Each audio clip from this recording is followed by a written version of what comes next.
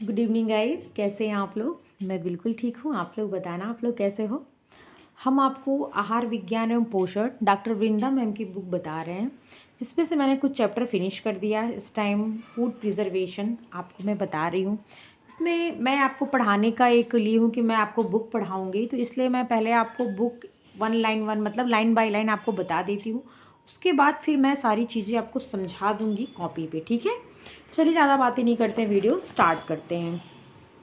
आपको मैं यहाँ तक बता दी हूँ, शक्कर एवं नमक का प्रयोग करके फूड को प्रिजर्व कैसे करके रखा जाता है।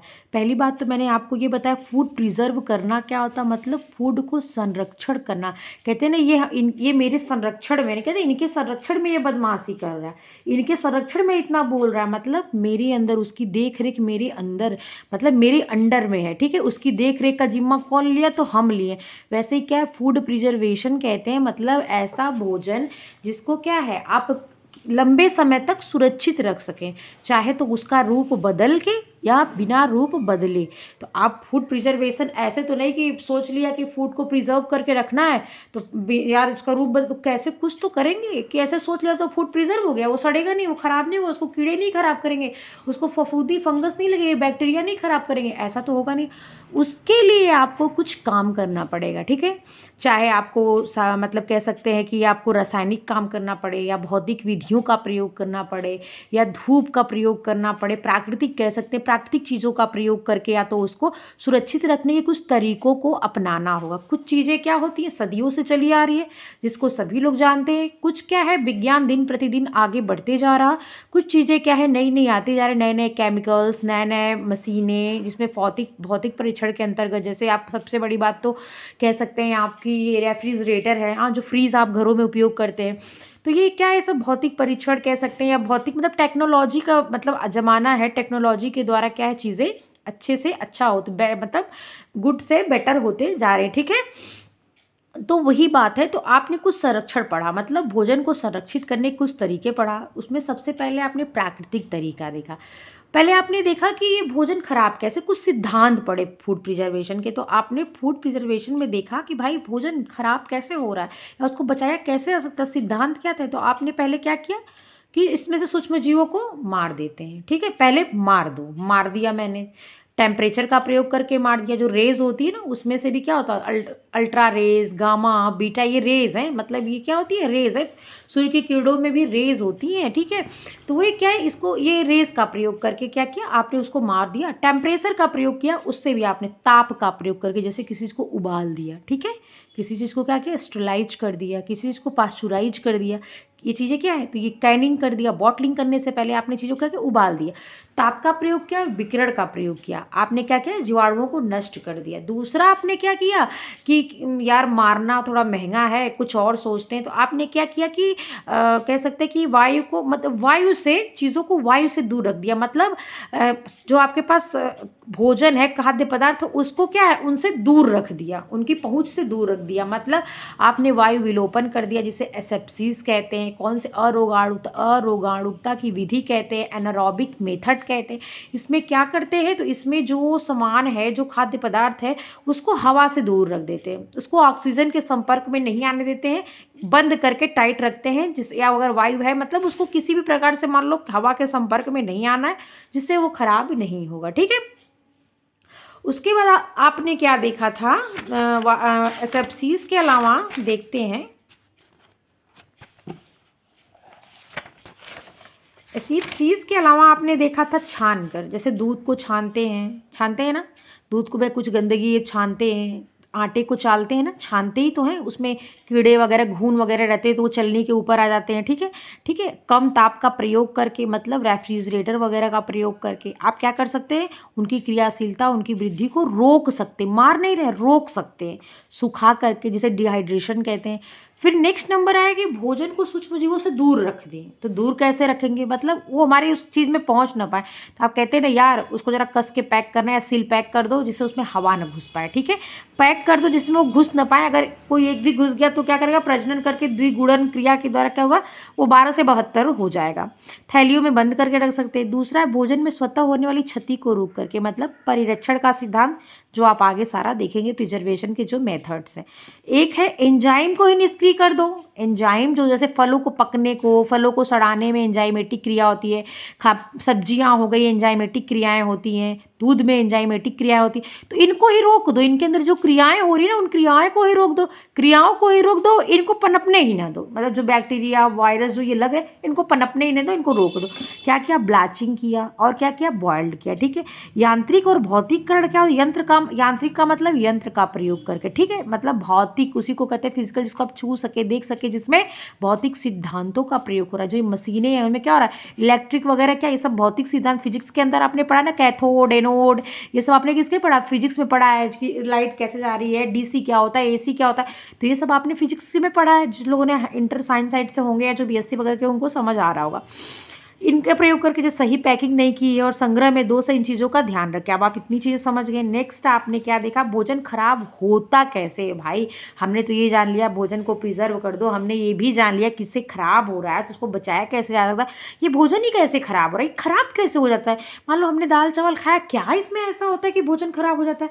तो उसके लिए आपको कुछ चीज़ें जाननी पड़ेंगी। भोजन को खराब करते हैं मुख्य रूप से 4 चीज़। एक माइक्रो ऑर्गेनिज्म, मतलब आप कह सकते हैं जिसमें जीवाणु, ठीक है, विषाणु, प्रोटोजोआ और क्या? फफूंद। ठीक है। ये क्या करते हैं? भोजन को नाश करते हैं, खराब करते हैं, उसकी क्वालिटी को खराब करते हैं, उसके गुणों में, और मतलब गुणों को ही खराब कर देते हैं, उसकी क्वालिटी बिगाड़ देते हैं।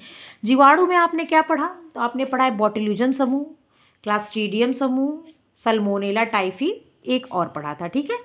एक कौन सा पढ़ा था आपने? एक क्लास्ट्रीडियम वैलकोट पढ़ा था, एक सल्मोनेला टाइफी पढ़ा था, एक स्टेफिलोकोक्साई पढ़ा था और एक क्या पढ़ा था? बोट्यूलिज्म। तो सल्मोनेला क्या है? जिससे आपको टाइफाइड होता है, सल्मोनेला टाइफी और इसमें सबसे खतरनाक क्या है? टाइफम्यूरियम, जिससे टाइफी को शॉर्ट में टाइफम्यूरियम कह रहा है, सोलम टाइफी या सल्मोनेला टाइफी। ठीक है। बॉट्यूलिज्म मैंने ट्रिक बताया था, बॉटल से बॉट्यूलिज्म कर लेना। जो बॉटल कैन में जो चीज़ें पैक होती हैं उनको ये खराब होता है, बड़ा विषाक्त होता है। ठीक है। और स्टेफिलोकोक्साई मैंने बताया था, फोड़े, पस, पीप इत्यादि में ये क्या होता है? ये पलता है। मतलब यहाँ पे इसकी क्या होती है? मतलब कह सकते हैं कि तेजी से इनका विकास होता है, वृद्धि इनकी क्या होती है? तेजी से होती है। ठीक है। अगला मैंने बताया था क्लास्ट्रीडियम वेलकॉर्ड किस में था? तो बासी भोजन में क्या हो रहा था? इनकी वृद्धि, मतलब ये बासी भोजन में सबसे ज़्यादा उपस्थित हो जाते हैं, बन जाते हैं। इनकी वृद्धि 30 से 50 फॉरेनहाइट डिग्री सेल्सियस टेम्परेचर पे क्या होता है? इनका विकास होता है। आप समझ गए? अब तक क्या आपने जाना? जीवाणु जो खराब कर रहे थे। अब नंबर आता फफूंद, जो फंगस लगते हैं, जैसे ब्रेड पे लगता है ना फंगस, ब्रेड पे देखिए फंगस लगता है। आप जब ब्रेड लाते हैं, आप अगर मलाई वगैरह को कुछ ज़्यादा दिन तक रख देंगे उसके ऊपर भी, लेकिन क्या है, इनके अलग अलग तरीके के स्पोर्स होते हैं, ये झाल नुमा ये तैयार होते हैं। ठीक है। एक चीज़ और है, इसमें जो फंगस लगते हैं, जैसे देखो अगर आप कुछ दिन तक जहाँ पे नमी हुआ, जहाँ पे आर्द्रता हुई, नमी हुआ, क्या होता है? तुरंत चीज़ें क्या होती? खराब होती हैं और फंगस लगते हैं। ठीक है। क्या करते हैं? चीज़ों को खराब करते हैं। तापमान, अगर इसमें टेम्परेचर से नमी, मॉइस्चर, आर्द्र कब होता है? बरसात के मौसम में देखिए ना, टेम्परेचर बढ़ा होता है, तापमान ज़्यादा, तो उमस होती है, आर्द्र मौसम होता है, उसमें क्या होता है? ये जल्दी लगते हैं, ब्रेड वगैरह जल्दी खराब होते हैं। ठंडियों में ब्रेड बाहर भी रखेंगे नहीं जल्दी खराब होंगे, लेकिन जब गर्मी का मौसम है या बारिश का मौसम है, बरसात में ब्रेड वगैरह बहुत जल्दी खराब होते हैं। दूध, अगर आपने मलाई रख दिया, 4-5 दिन भूल गए, लग जाएगा। अगर आपने आटा गूंद के रख दिया और अगर मान लीजिए किसी डिब्बे वगैरह में भूल गए और बाहर रख दिया, तो पहले तो उसमें फर्मेंट होगा, उसके बाद क्या होता है? ऊपर पूरी क्या होगा? फंगस लग जाते हैं। फंगस से स्किन संबंधी बीमारी होती है, जैसे आपको स्किन संबंधी बीमारी होती है, दाद खाज, ये सब क्या होता है? फंगस लगते हैं। ठीक है। इसमें भी क्या है? इनकी वृद्धि कहाँ होती है? तो 20 से 30 डिग्री सेल्सियस पर इनकी वृद्धि होती है। क्लास्ट्रीडियम की कितने पे हो रही थी? तो क्लास्ट्रीडियम की आप बताएंगे 30 से 50 डिग्री पे क्या हो रही थी? क्लास्ट्रीडियम की वृद्धि हो रही थी। ठीक है। आपने इतनी समझ लिया। फफूंद भी क्या होता है? एक खेत का फफूंद होता है, एक भंडार जो आप स्टोर करते हैं उसका फफूंद होता है। तो जो खेत का होता है वो क्लेडोस्पोरियम अल्टरनेरिया फ्यूसेरिस, भंडार का क्या होता है? एस्परजिलस पेंसिलियम और स्पोरोडोनिया। ठीक है। ये चीज़ होते हैं भंडार के। अब नंबर आता है खमीर का, जिसे हम बोलते हैं ईस्ट। खमीर किस पे होता है? जो आप शर्करा वाली चीज़ें होती है ना, उस पर क्या होता है? फर्मेंट की क्रिया करते हो, जैसे चावल दाल मिक्स करते हो, डोसा बनाते हो, इडली बनाते हो, तो उसको फर्मेंट करते हो ना, तो उसमें क्या होता है? जब आपने फर्मेंट की क्रिया की तो उसमें क्या बना? उस शर्करा में अल्कोहल बना, कार्बन डाइऑक्साइड बना, लैक्टिक एसिड या एसिटिक एसिड बनता है। कार्बन डाइऑक्साइड इसमें से उड़ जाता है और अल्कोहल रह जाता है। ठीक है। आपने चीज़ समझ में आई? अब तक तो आपने जान ली कि कैसे भोजन खराब हुआ। जीवाणु द्वारा मैम ने बता दिया, फफूंद द्वारा बता दिया, खमीर इष्ट द्वारा बता दिया, भोजन अपने आप भी समाप्त होता है और ख़राब होता है। और जो ये कह सकते हैं मैंने परजीवी भी बताया, प्रोटोजोआ बताया था, जैसे कृमि आपके पेट में नहीं कीड़े वगैरह पड़ जाते हैं, केचुआ पड़ जाते हैं, हाँ, पेचिस वगैरह जिससे होता है, वो क्या होता है, वो प्रोटोजोआ होते हैं जो क्या करते हैं, नुकसान करते हैं, ठीक है। और भोजन स्वतः कैसे खराब होता है, इनमें एंजाइमेटिक क्रिया होती है और भोजन स्वतः खराब हो जाता है। तो भोजन खराब होने के कारण आपने जान लिए, एक तो कीड़े मकोड़े चूहे खराब किए, एक क्या माइक्रो ऑर्गेनिज्म जिसके अंदर जीवाणु विषाणु फफूंद और क्या था, इस चीज़ से कह सकते हैं फर्मेंट, ठीक है। फर्मेंट अच्छा भी होता है, पाचन क्रिया जो होती है पाचनशीलता को बढ़ाता है, विटामिन बी ग्रुप को भी बढ़ाता है। लेकिन यहाँ बात क्या हो रही है, भोजन की क्वालिटी को ख़राब करने की बात हो रही है, इस चीज़ को याद रखिएगा। और लिखा है भोजन स्वतः भी खराब होता है। इसमें जैसे आपने फ्रूट्स लेके आते हैं तो कुछ दिन बाद ब्लैक होता है, ख़राब हो जाता है। जैसे आपने फ्रूट्स काट के रख दिए, बाहर रख दिए तो ब्राउन हो जाता है। आलू देखिए अगर छिलके रख दीजिए बाहर तो ब्राउन हो जाएगा, काट के क्या होता है, एंजाइमेटिक क्रिया होती है। तो ये क्या होता है, ये इनके अंदर फंक्शन होता है कि ये ब्राउन हो जाते हैं, ठीक है। और आपने क्या देखा, यांत्रिक और भौतिक कारणों से नष्ट हो रहा है। जैसे आपने देखा था पॉलीथीन में ठीक से पैकिंग नहीं की, ये सब चीज़ों की वजह से हो जाता है। समझ में आपको प्रिजर्वेशन क्या होता है, सिद्धांत क्या है और ख़राब होने के कारण क्या है, समझ में आ गया। अब आता है खाद्य परिरक्षण क्यों करते हैं। मैंने शॉर्ट्स भी डाला था और आपको पॉइंट वाइज 13 पॉइंट बताया था, ठीक है। क्यों, भोजन की गुणवत्ता बढ़ाने के लिए, मतलब आपातकाल में, इमरजेंसी में आप उपयोग कर सकते। जैसे बरसात में सब्जी नहीं हो रही, सब्जी नहीं मिली तो आपने दाल चावल बनाया, अचार रखे हैं, खा लिए, ठीक है।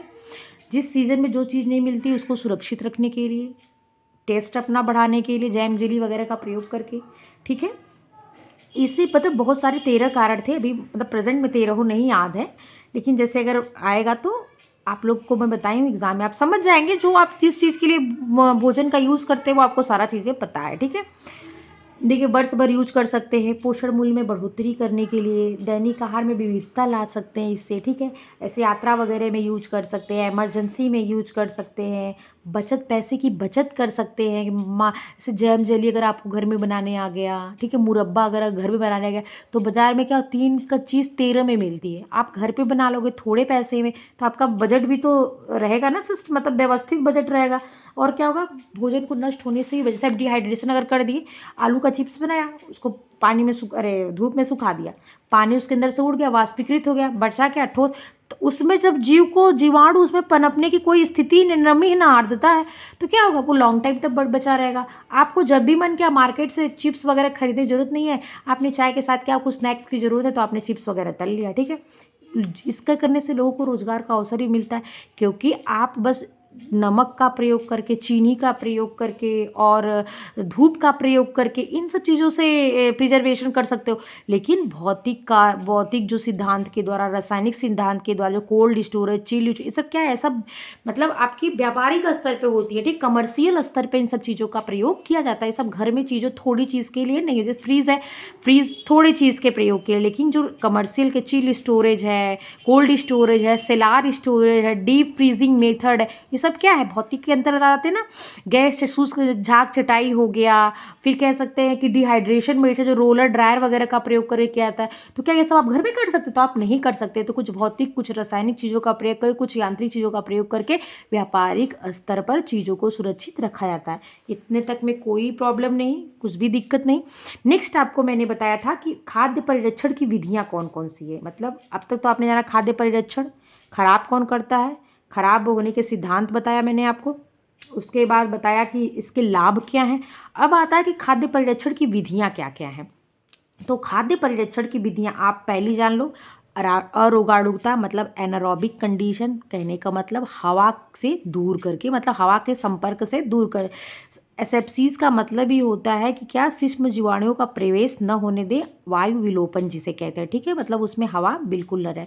दूसरा आपने फिजिकल देखा, फिजिकल मेथड जिसमें क्या था, भौतिक सिद्धांतों का प्रयोग करके, रासायनिक केमिकल का, सोडियम बेंजोएट का प्रयोग करके, मेटाबाइसल्फाइड का प्रयोग, सब होता है ना, इन सब चीज़ों का प्रयोग करके, जहाँ प्रिजर्वेशन मतलब केमिकल रसायन का प्रयोग करके जैसे फंक्शन होता है, तत्वों का प्रयोग किया जाता है। नेक्स्ट है खमीरीकरण या फर्मेंटेशन करके भी चीज़ों को क्या कहता है, सुरक्षित रखा जाता है। इतने में कोई दिक्कत नहीं। फिर मैंने आपको ये बताया था अरोगाणुकता क्या होता है, मतलब कि उसमें से हवा, anaerobic condition, aerobic condition, anaerobic condition, मतलब हवा से ही उनको दूर कर देना, वायु को विलुप्त कर देता, वायु विलोपन जिसे कहते हैं। ठीक है, जब न उसके संपर्क में आएगा न क्या होगा, जीवाणु पनपेंगे। अरोगाणुकता की विधि का क्या होता है, भोज्य पदार्थ में सूक्ष्म जीवों को प्रवेश को रोका जाता है। ठीक है, जो भोजन को खराब करते हैं। 25 से 30% खाद्य पदार्थ चूहे, कीट, घुन इत्यादि खराब करते हैं। और देखिए इसमें सबसे आपको देख लीजिए वायु का विलोपन, जिसे एनारोबिक कंडी, विलुप्त का मतलब समाप्त कर देना, मतलब वायु को खत्म करके, वायु को उनके बीच, जैसे जैम, अचार, चटनी, मुरब्बा कस के बंद करते हैं ना, कैन वाली चीज़ें कस के बंद होता है, हवा के संपर्क में नहीं आते, जो ये क्या कहते हैं कार्बोनेटेड ड्रिंक वगैरह पड़े रहते हैं ना, क्योंकि क्या कैन की मतलब कैन में है, उसको क्या एक टेम्परेचर, हाई टेम्परेचर पे पहले बॉयल किया गया उनके अंदर पैक करके, तो वो चीज़ें क्या होती है, इसमें ताप का प्रयोग किया जाता है। ठीक है, कैनिंग और बॉटलिंग को सुरक्षित रखने के लिए, इसमें प्रिजर्वेशन के लिए ताप का प्रयोग, जो अधिक पाशुरीकरण यानी ताप में 100 से कम, 100 के बराबर, मतलब 100 से कम पाशुरीकरण, 100 के बराबर उबालना, 100 से ज़्यादा इसमें बॉटलिंग और कैनिंग होता है। ठीक है, आपने यहाँ तक समझ लिया। आप भौतिक विधि का जानो, भौतिक सिद्धांतों का प्रयोग करके, मतलब विद्युत कैसे बदलेगी यांत्रिक में, ये सब आपने जो पढ़े होंगे उन्हें पता होगा। कैथोड क्या, एनोड क्या, एसी क्या होता है, डीसी क्या होता है, इन चीज़ों का प्रयोग करके, जैसे आप फ्रिज में, उसमें क्या है, उसमें फिजिक्स के ही रूल लगे हुए हैं, जो उसमें पीछे जो सारे सिस्टम होते हैं, फ्रीज में ठंडा क्या रहा, कंडेंसर क्या है, फ्रीज़र क्या है, चिल स्टोर होता है ना, मतलब उसमें बहुत सारी चीज़ें बटी होती हैं, जो दरवाज़ा होता है उस पर कौन सी चीज़ें सुरक्षित रख सकते हैं, फ्रीज़र में -80 डिग्री सेल्सियस होता है, उसमें क्या सुरक्षित रख सकते हैं, उसके नीचे रख सकते हैं, जो एक सब्जी वगैरह का, मुझे सारे नाम याद थे अभी माइंड में नहीं आ रहा है, उसमें क्या रख सकते हैं, तो क्या है फिजिक्स के मेथड पे वो सारी चीज़ें होती हैं, तो मैंने वो चीज़ें बता दिया। हिमीकरण का मतलब क्या होता है, फ्रीजिंग मेथड, रेफ्रिजरेटर भी वही है लेकिन क्या है छोटा पे है। हिमीकरण में क्या होता है, ये व्यापारिक स्तर पे इस पे काम होता है, इसमें डीप फ्रीजिंग होती है, cold storage, chill storage and क्या सेलार स्टोरेज का इसमें क्या किया जाता है, प्रयोग किया जाता है। ठीक है, अलग अलग टेम्परेचर का प्रयोग किया जाता है, उसी के अकॉर्डिंग नाम है, उसी के अकॉर्डिंग चीज़ों को रखा जाता है।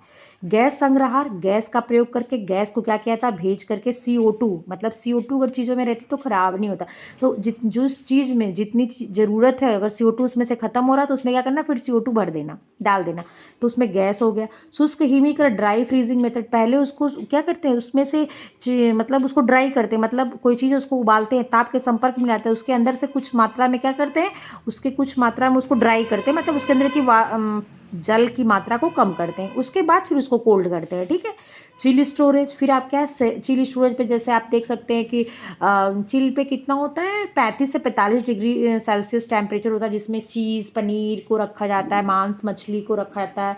35 से लेके 40 पे मांस मछली रखा जाता है, और चीज़ वगैरह को 45 पे रखा जाता है, फल और सब्जी को ऐसे ही करके रखा जाता है। तो वो हो गया।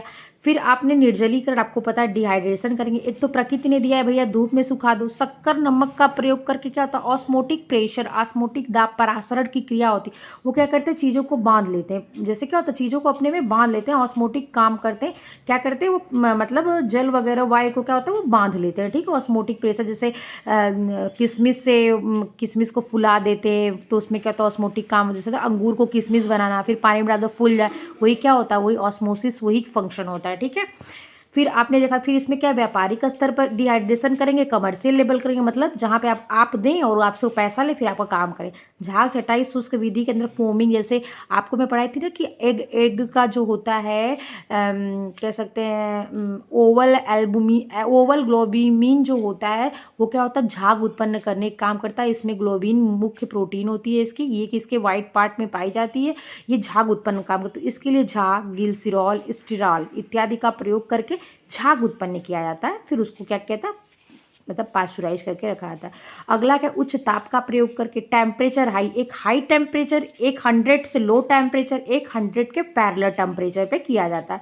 नमी निष्कासन विधि, मतलब आपने कहा था ना आर्द्रता पे और गर्मी में क्या होता है, ये बहुत जल्दी जो ये माइक्रो ऑर्गेनिज्म में बहुत जल्दी पनपते हैं और द्विगुणन करते हैं, तो क्या होता है नमी हटा दो काम, मतलब नमी अगर हटा दोगे तो चीज़ ही नहीं खराब होगी। विसंक्रमण का मतलब स्टेलाइज करके, आप जब आपको मैं 9th क्लास की बुक पढ़ाई तो आपने बताया था विसंक्रमित संक्रमित कर क्या होता है, जैसे चीज़ों को उबाल दो, हाई टेम्परेचर पे चीज़ों को उबाल दो, क्या हो वो मर जाए, उनके पोर्स क्या हो खत्म हो जाए, निष्क्रिय। डिब्बा बंदी और बोतल बंदी जिसमें कैनिंग एंड बॉटलिंग होता है। विकिरण द्वारा मतलब रेज द्वारा, जैसे आपने पढ़ा था ना, एक ताप द्वारा और विकिरण द्वारा रेज, इसमें क्या होती है गामा कीड़े, अल्ट्रावायलेट रेज जो होती हैं इनके द्वारा क्या कहता है उनको मार दिया जाता है। इतनी चीज़ें मैंने आपको बता दी। मैंने आपको यहाँ से तो मैंने सारी आपको समझा दी। प्रशीतन हमने पढ़ा दिया, चिल स्टोरेज पढ़ा दिया, हिमीकरण पढ़ा दिया, उसमें भी मंद और तेज पढ़ा दिया, कोल्ड स्टोरेज पढ़ा दिया, सामान्य सिलार बता दिया, सामान्य सिलार बता दिया, शुष्क हिमीकरण विधि बता दिया आपको, निर्जलीकरण विधि बता दिया, धूप में सुखाना कल मैं बताई थी आप लोगों को। प्रकृति विधि जैसे अखरोट बादाम वगैरह, प्रकृति भी ये क्या होता है पाश्चुरीकरण कह सकते हैं, पाश्चुरीकरण कर लें, मतलब परिरक्षण का काम जो है प्रकृति भी अपनी तरीके से करती है, चीज़ों को ड्राई करके। जैसे ड्राई फ्रूट्स आप कहते हैं ड्राई फ्रूट्स, तो ड्राई मतलब नेचर करता है आपको। झाग चटाई आपने देखा था गिल्सरा डालडा मोनोस्ट्रेट का प्रयोग करके, शक्कर व नमक का प्रयोग करके। शक्कर का प्रयोग 65 से 70%, नमक का प्रयोग 15 से लेकर के 20% तक किया था। अब आपको क्या पढ़ना, उच्च ताप का प्रयोग। अब आपको कॉन्सेप्ट क्लियर हो गया होगा, अब कंफ्यूजन नहीं क्रिएट हो रहा होगा, है ना। आज आपको पढ़ना उच्च ताप का प्रयोग। मैं इसलिए आज आपको पढ़ा दी क्योंकि मैं 2 दिन से बस थोड़ा सा समझाई थी एक दिन और पढ़ा दी थी, ज़्यादा पढ़ा दी थी कि मैं पहले बुक ख़त्म कर दी फिर समझा दूंगी, लेकिन वही होता है ना सेटिस्फैक्शन नहीं हो रहा था, इसलिए आज मैं आपको क्या की समझाने का काम थोड़ा कर दी, क्योंकि इससे क्या होगा थोड़ा सा आप लोग का क्लियर हो जाएगा कि नहीं हमने अब तक क्या जाना है। अब नंबर आता है उच्च ताप का प्रयोग करके, मतलब चीज़ों को उबाल कर पास्चुराइज करके, ठीक है, बॉटलिंग कैनिंग इन्हीं के प्रोसेस के अंदर की गई थी, हाई टेम्परेचर का इसमें प्रयोग किया था। तो उच्च ताप का प्रयोग करके यूज़ ऑफ हाई टेम्परेचर, सूक्ष्म जीव उच्च ताप पाकर ही सूक्ष्म जीव उपयुक्त ताप पाकर ही पनपते हैं, ठीक है। जब उनको क्या होता, उनके आपकी बॉडी के टेम्परेचर 30 से लेके 50, 20 से लेके 30, यही सब क्या है पनपने का इनके यही टेम्परेचर है, ठीक है। जो नॉर्मल आपका रहता है, थोड़ा गर्म थोड़ा हल्का हुआ तो क्या होगा वो पर इस टाइम देखिए नहीं पनपेंगे, क्योंकि इस टाइम क्या है टेम्परेचर बहुत लो चल रहा है, 5 डिग्री 6 डिग्री 7 सेल्सियस, मतलब ऐसा टेम्परेचर है। रात में तो 2-2 3-3 हो जा रहा है इधर पंजाब में। तो वही चीज़ है कि अत्यधिक ताप पर ये नष्ट हो जाते हैं। यदि जीवित भी रहते हैं तो इनकी क्रियाशीलता नष्ट हो जाती है। अगर हैं भी तो आपने पढ़ा था ना, एक तो मार दो, एक इनकी वृद्धि को रोक दे, तो वही बात है कि इनकी क्रियाशीलता नष्ट हो जाती है। साथ ही उच्च ताप पर एंजाइम की सक्रियता भी मंद हो जाती है। जैसे आप ब्लाचिंग करते हैं ना, मतलब सब्जी वगैरह लाए बॉयल्ड वाले पानी में 5 सेकंड के लिए डाला तुरंत निकाल दिया, तो ये क्या कर रहे हैं आप, उसके अंदर की जो एंजाइमेटिक प्रोसेस है ना उसको ही रोक दे रहे हैं, वो खराब होने से बचा देगा। जैसे मटर वगैरह को भी किया जाता है ऐसे ही। साथ ही उच्च ताप पर एंजाइम की सक्रियता मंद या बिल्कुल ही नष्ट हो जाती है। इस प्रकार उच्च ताप के प्रयोग द्वारा भोज्य पदार्थ को दीर्घावधि तक सुरक्षित रूप से परिरक्षित करके रखा जा सकता है। आप देख लीजिए पाश्चुरीकरण क्या होता है, 100 डिग्री से कम पर पाश्चुरीकरण होता है, जिसमें 71 डिग्री, ठीक है, 62 डिग्री 2 होता है, वैसे 145 डिग्री सेल्सियस होता है और एक 175 या 71 डिग्री सेल्सियस होता है, ठीक है, 162 होता है। तो देखिए पाश्चुरीकरण 100 डिग्री सेल्सियस से कम ताप पर, pasteurisation below 100 degree Celsius temperature. उच्च तापक्रम पर कई जीवाणु नष्ट हो जाते हैं, साथ ही उनकी क्रियाशीलता भी नष्ट हो जाती है, ठीक है। फिर है जिसमें लिखा हुआ है कि ये जो है जो राइटर हैं मुदाम्बी एंड राजगोपाल ने कहा कि पाश्चुराइजेशन इज द, इधर कर लेती हूँ, pasteurisation is the name given to the method employing temperature below 100 degree Celsius for the preservation of food. मतलब पाश्चुराइजेशन वह है जिसमें क्या है टेम्परेचर को क्या किया था, बिलो कर दिया था, कम कर दिया था 100 डिग्री सेल्सियस के नीचे, वो इस प्रकार का परिरक्षण होता है, ठीक है। मतलब भोजन को परिरक्षित करने का वो मेथड है जिसमें 100 डिग्री सेल्सियस से बिलो टेम्परेचर करके मतलब भोजन को प्रिजर्व किया था, वही क्या है पाश्चुराइजेशन है। किसने कहा था, मुदाम्बी एम राजगोपाल ने कहा था। दूध एक पूर्ण आहार है, milk is a complete food, क्यों, क्योंकि इसमें सभी पोषक तत्व जो संतुलित होते हैं, जो आवश्यक है हमारी बॉडी को सारे मिलते हैं। 6 के 6 5 न्यूट्रिएंट, एक जल होता है जो बैलेंस बनाए रखने का कार्य करता है, परंतु इसका नाश अति शीघ्रता से होता है। यदि दूध को उचित प्रकार से संग्रहित करके, ये विकारी है, ठीक है, संग्रहित करके मांस हो गया दूध हो गया ऐसे विकारी के अंतर्गत आते हैं, विकारी भोज्य पदार्थ के, संग्रहित करके नहीं रखा जाए तो ये 3 से 4 घंटे में ही खराब हो जाते हैं। दूध की गुणवत्ता, उत्तमता, पौष्टिकता नष्ट हो जाती है, साथ ही कई जीवाणु पनप जाते हैं जो विभिन्न रोगों को फैलाते हैं। अतः दूध को संरक्षित करने के लिए पाश्चुरीकरण करना नितांत आवश्यक होता है। ठीक है, 2 टेम्परेचर का प्रयोग किया था। एक को कहते हैं HTST, एक को कहते हैं LTLT। HTST का मतलब होता है H से हाई, लिख देती हूँ, समझ आ जाएगा।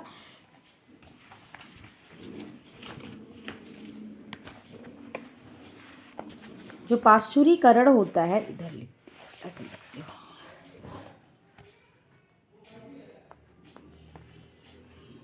जो पाश्चुरीकरण होता है मुख्य रूप से 2 तरीके से होता है। एक होता है HTST, दूसरा क्या होता है LTLT, मतलब हाई टेम्परेचर समझ जाना, शॉर्ट टाइम। ठीक है, मतलब बहुत तेज़ टेम्परेचर रहे और कम टाइम के लिए, शायद 55 डिग्री सेल्सियस पे ठंडा किया जाता है 15 सेकेंड के अंदर। LT में क्या होता है, लॉन्ग टाइम, नहीं, लो टेम्परेचर लॉन्ग टाइम। क्या होता है, लो टेम्परेचर लॉन्ग टाइम। ठीक है, समझ में आया। इसमें कम टेम्परेचर मतलब इसमें आधा घंटा तक चीज़ को क्या कहता है, उबाला जाता है और टेम्परेचर भी कम होता है। चीज़ को क्या कहते हैं, low temperature long time, high temperature short time. समझ आ गया। अब देख लीजिए किसमें कितने का प्रयोग होता है।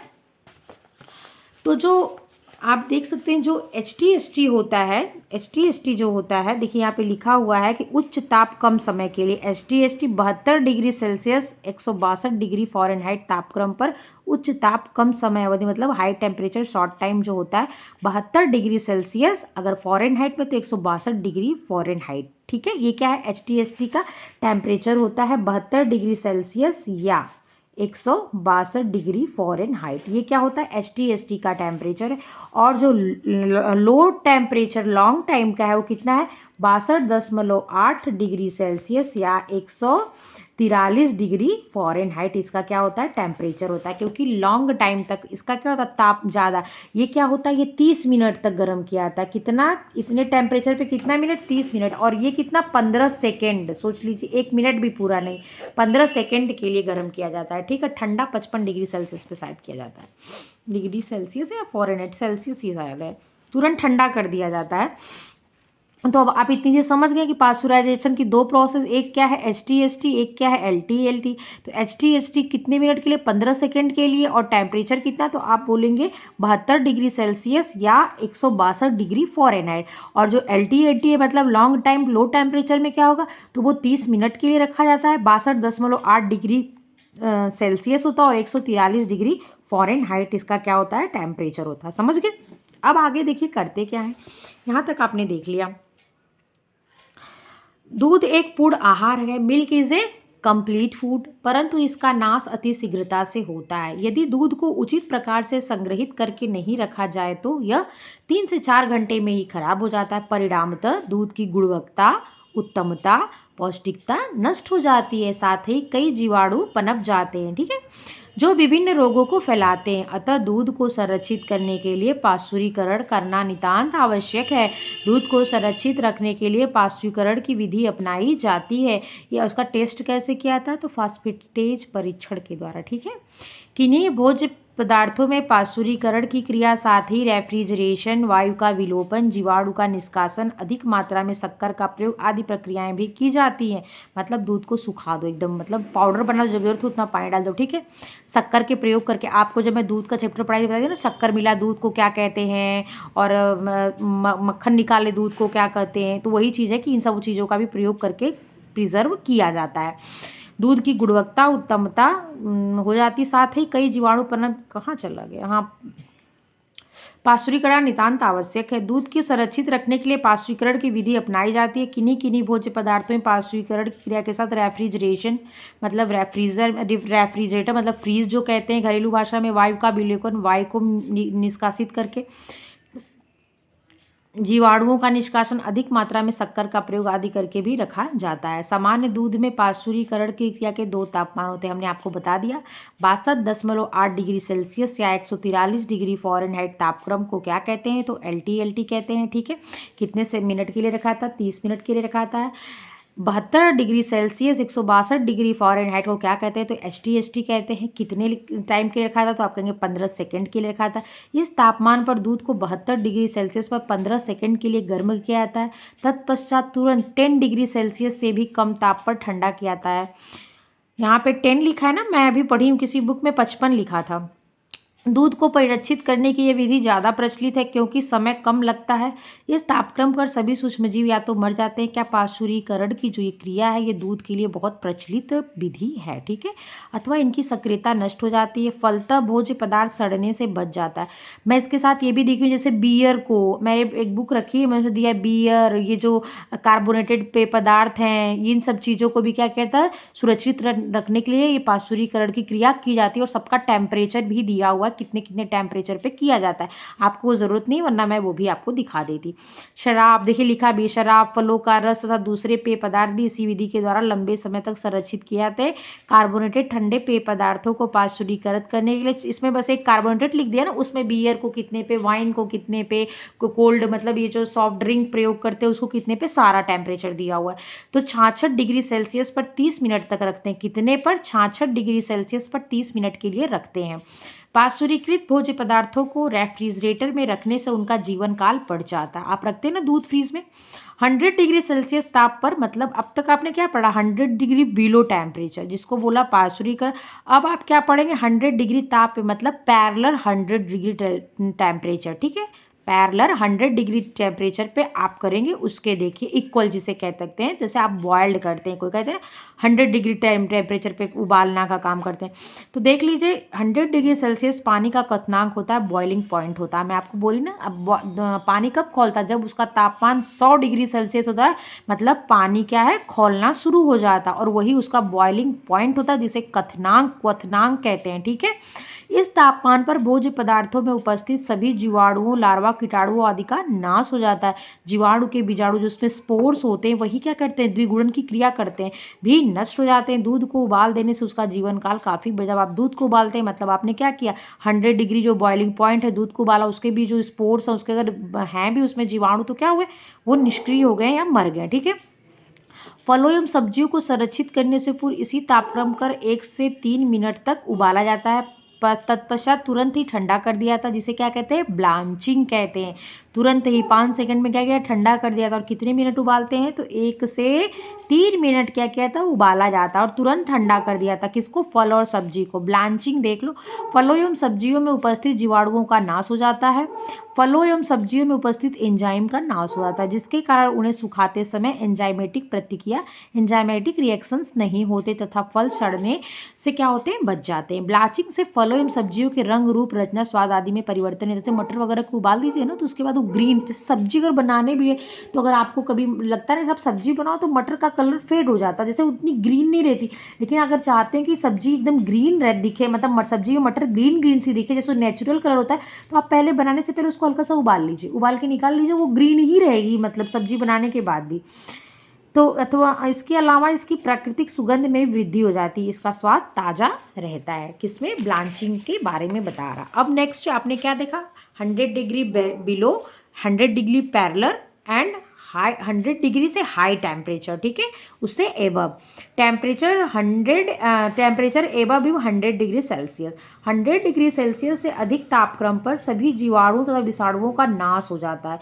जीवाणु के स्पोर्स भी नष्ट, इसमें स्पोर्स भी नहीं रहते हैं, ठीक है, नष्ट हो जाते हैं। अतः इस तापक्रम पर संरक्षित करने की जाने वाले भोजन सड़ते नहीं हैं।